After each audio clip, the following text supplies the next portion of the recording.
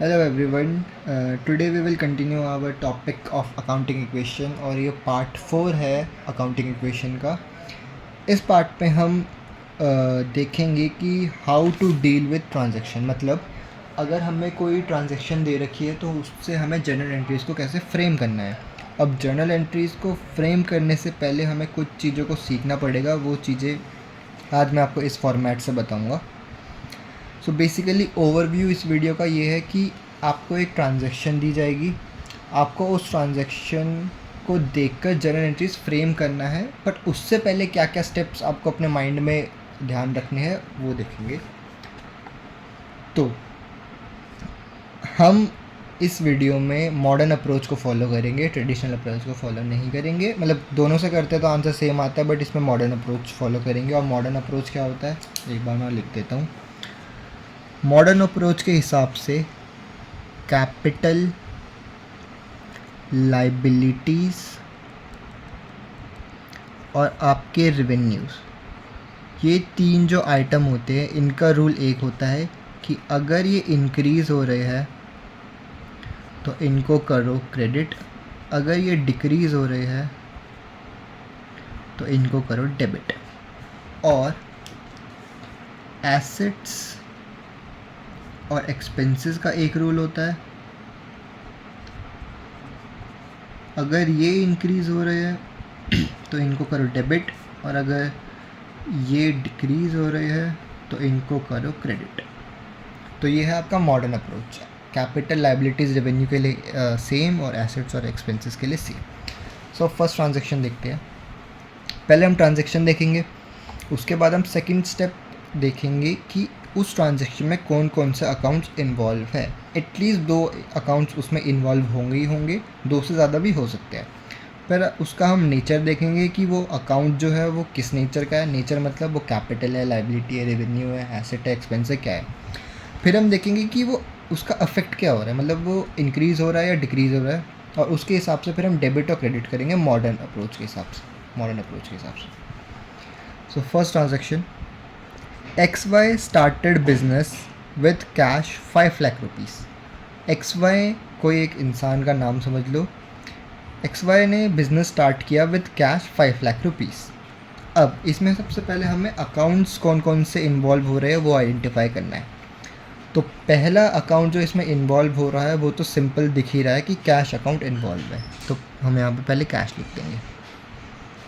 अब XY started business, अगर किसी ने बिज़नेस स्टार्ट करा है और XY उस बिज़नेस का ओनर है और वो उसमें कैश इंट्रोड्यूस कर रहा है, तो उस इंट्रोडक्शन को बोलते हैं कैपिटल। मतलब जब ओनर अपने बिज़नेस में कैश इंट्रोड्यूस करता है तो उसे बोलते हैं कि वो कैपिटल लगा रहा है अपने बिज़नेस में। तो जो दूसरा अकाउंट इसमें इन्वॉल्व है वो है कैपिटल अकाउंट।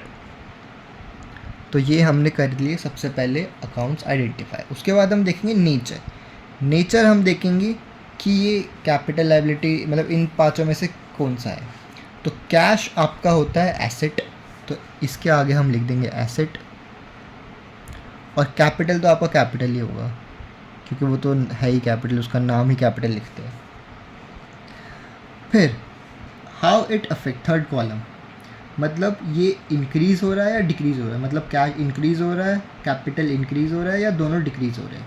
तो अगर XY ने बिज़नेस में कैश इंट्रोड्यूस करा है तो जो बिज़नेस में कैश है वो आया है, और कैश आया है मतलब कैश इंक्रीज़ हुआ है, तो यहाँ पर हम लिखेंगे इंक्रीज़।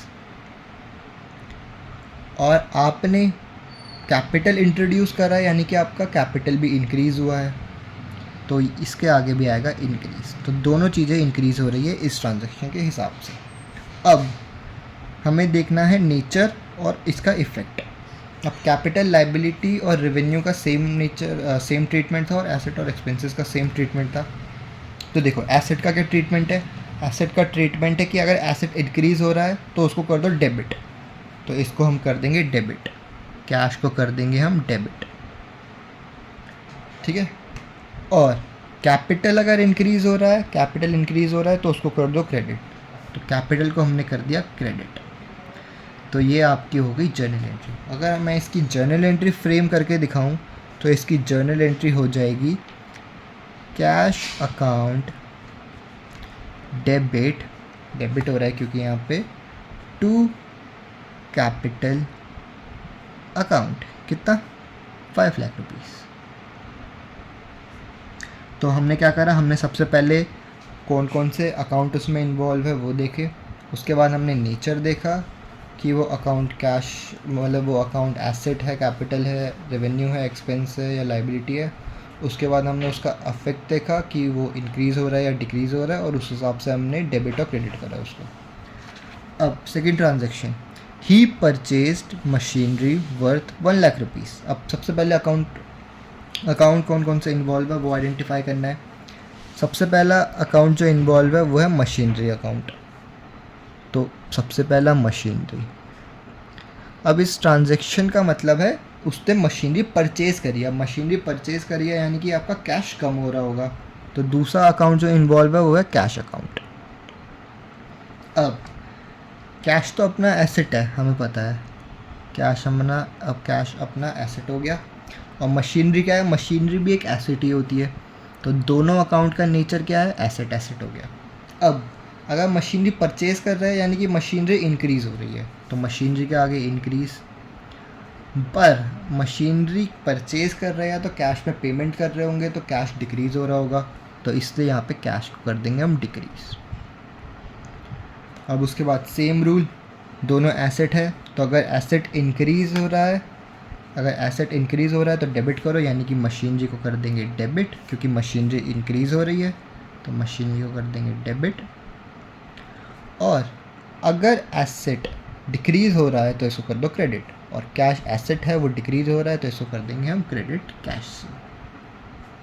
तो जर्नल एंट्री क्या बन जाएगी, machinery account debit to cash account. Machinery account debit to cash account कितना 1 लाख रुपीज़। तो फॉर्मूला वही सिंपल है, कौन कौन सा अकाउंट इन्वॉल्व है सबसे पहले वो आइडेंटिफाई करो, उसके बाद आइडेंटिफाई करो नेचर, फिर वो इंक्रीज़ हो रहा है या डिक्रीज़ हो रहा है, और उसके बाद रूल लगा दो। Third transaction, paid salary to his employee. अब पहले अकाउंट आइडेंटिफाई करने हैं। सबसे पहले तो सैलरी दिख गया, ठीक है, तो सैलरी आ गया। अब सैलरी पे कर रहा है तो ऑब्वियसली पे कैश में ही करा होगा, क्योंकि क्वेश्चन में और कुछ लिखा नहीं है तो कैश ही मानेंगे। तो दो अकाउंट क्या होंगे, सैलरी और कैश। अब सैलरी हमारा होता है एक्सपेंस, तो सैलरी के आगे हम लिख देंगे एक्सपेंस, और कैश तो हमारा एसेट ही होता है, तो ये हो गया एसेट। एक्सपेंस के लिए भी सेम ही रूल है जो एसेट के लिए होता है। उससे पहले हम क्या देखना है कि ये इंक्रीज़ हो रहा है या डिक्रीज़ हो रहा है। सैलरी आपने पे करी है तो ये इंक्रीज़ हो रहा है आपका, ठीक है, और आपने पे कैश में करी है तो कैश आपका जा रहा है तो ये डिक्रीज़ हो रहा है, सिंपल। तो उसके बाद वही फिर रूल लगा दो एंड में कि अगर एक्सपेंस इंक्रीज़ हो रहा है तो डेबिट कर दो, यानी कि सैलरी को करो डेबिट, और कैश डिक्रीज़ हो रहा है तो कैश को करो क्रेडिट। जर्नल एंट्री क्या हो जाएगी, जर्नल एंट्री हो जाएगी salary account debit to cash account कितना 10,000। उसके बाद last transaction, sold goods to customer for 5,000 rupees. Goods customer को सोल्ड करे है 5,000 में। तो सबसे पहला अकाउंट जो इन्वॉल्व है वो है सेल का, क्योंकि आपने गुड्स सोल्ड करे है तो सेल अकाउंट हो गया इन्वॉल्व। अब आपने गुड्स सेल करे हैं तो उसके बदले आपको पैसे मिले होंगे, मतलब जैसे आप परचेज़ करते हो तो उसके बदले पेमेंट करते हो, तो अगर आपने गुड बेचे हैं तो उसके बदले आपको पैसे मिले होंगे। तो दूसरा अकाउंट जो इन्वॉल्व है वो है कैश अकाउंट। अब कैश मिल रहा है तो इंक्रीज़, सीधा इंक्रीज़ लिख दो, ठीक है, और ये एसेट है तो इसके आगे एसेट लिख देंगे। अब सेल क्या होता है हमारा, सेल होता है हमारा एक रेवेन्यू अकाउंट, क्योंकि उससे हमें फ़ायदा हो रहा है, और रेवेन्यू अकाउंट का जो रूल होता है वो होता है इंक्रीज़ करो अगर क्रेडिट है, डिक्रीज़ करो डेबिट। तो सेल के आगे लिख देंगे हम रेवेन्यू। अब देखो सेल हो रहा है या मतलब सेल इंक्रीज़ हो रही है या डिक्रीज़ हो रही है, हम सेल कर रहे हैं तो मतलब इंक्रीज़ हो रही है, तो इसको आगे हम लिख देंगे इंक्रीज़, रेवेन्यू के आगे इंक्रीज़। और रेवेन्यू इंक्रीज़ होगा तो क्रेडिट, तो सेल को कर देंगे हम क्रेडिट, और एसेट इंक्रीज़ होता है तो डेबिट, तो इस एसेट को लिख दिया, कैश को लिख देंगे हम यहाँ पर। तो जर्नल एंट्री क्या बन गई, cash account debit to sale account, कितना 5000 रुपीज़। सो ये कुछ बेसिक सी जर्नल एंट्रीज़ थी। आज 4 ही जर्नल एंट्रीज़ देखी हमने, बट हमने देखा कि जर्नल एंट्रीज़ को इंटरप्रिटेट कैसे करते हैं, मतलब जर्नल एंट्री से पहले ट्रांजैक्शन को इंटरप्रिटेट कैसे करेंगे ताकि हम जर्नल एंट्रीज़ तक पहुंच पाए। नेक्स्ट वीडियो में हम थोड़ी और बेसिक जर्नल एंट्रीज़ देखेंगे, थोड़ी यूनिक भी, मतलब यूनिक तो नहीं बट हाँ थोड़ी एक लेवल अप की जर्नल एंट्रीज़ देखेंगे, और उसके आगे हम न्यू अकाउंट्स को भी इन्वॉल्व करेंगे जर्नल एंट्रीज़ में, जो कि अभी तक हमने नहीं करा।